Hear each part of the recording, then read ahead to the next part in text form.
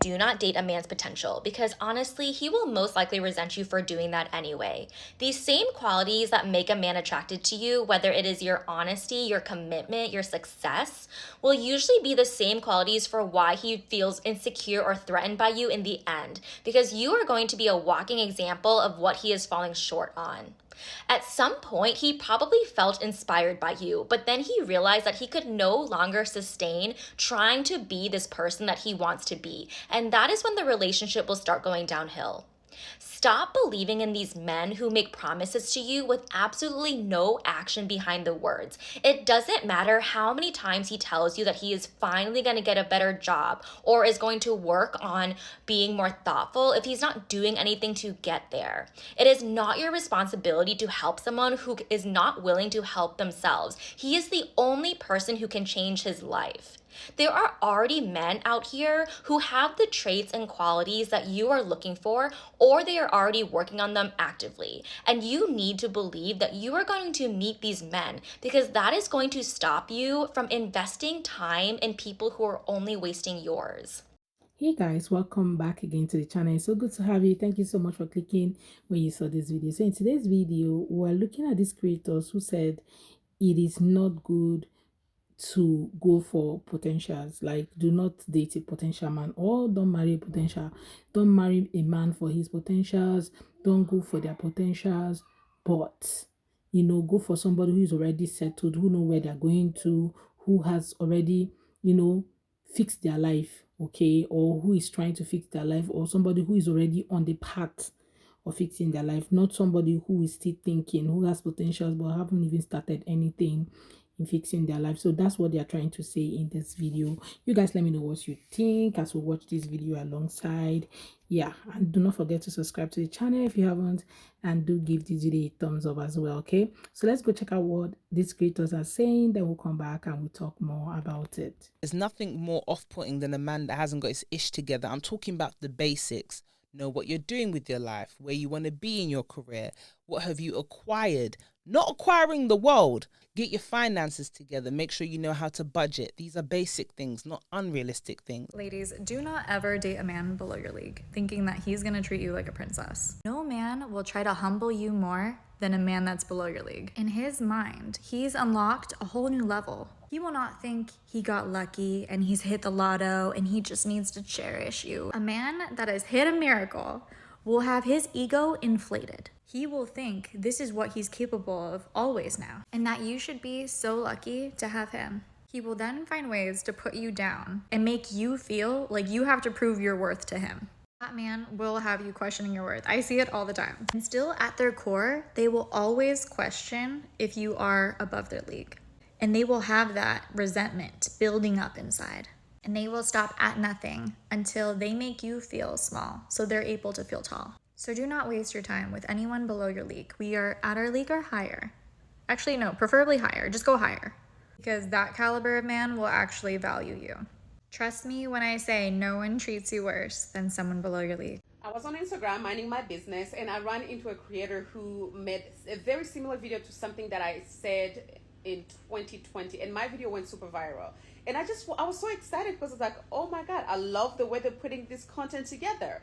And she said, when a woman stay with a man who is in their struggling era in hope that when that man reach their full potential will reinvest into them, it never ends well. Because every time a woman is there just providing resources and doing everything for that man, eventually when he reaches his full potential, what ends up happening is he boot you out of the relationship for many reasons. One, every time he looks at you, he sees his struggles. Every time he sees you, he sees that he remembered the time where he was not his best self. So therefore, he feels the need to upgrade, to get something or someone who is better, someone who fits the new status in society, someone who fits their new lifestyle, their successes, because you equal struggle.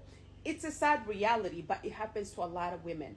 This is why you find a lot of women crying, but I did this, but I was supportive, but I was that. Sadly, you are Miss Build-A-Bear. That's the sad part.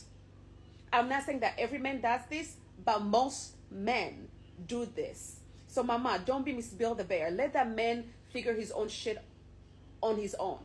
men take pride in finding solutions to problems.